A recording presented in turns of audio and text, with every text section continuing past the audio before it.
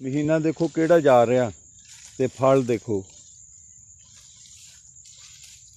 भरिया पिया। ए थल्ले टाहनियां इसी तरह ही है जी, ऊपर भी है, ये ऊपर भी अपना घट लगा आ लेकिन थल्ले है, आ थल्ले लगा है, होर भी थल्ले मार हाथ भी, ए देखो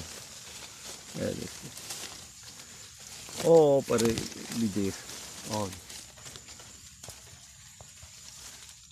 थल्ले ते हैं भरे हुए बूटे।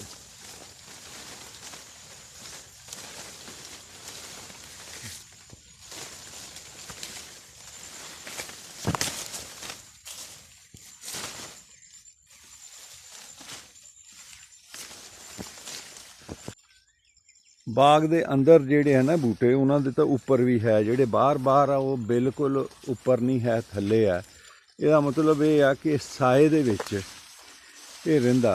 बागात दे इर्द गिर्द दरख्त लाने चाहिए ताकि इस गर्मी की शिद्दत, मौसम की शिद्दत और नेरी की शिद्दत तो बच सके।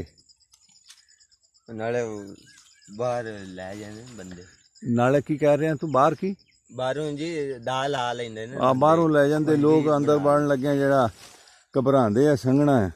हाँ जी सही है।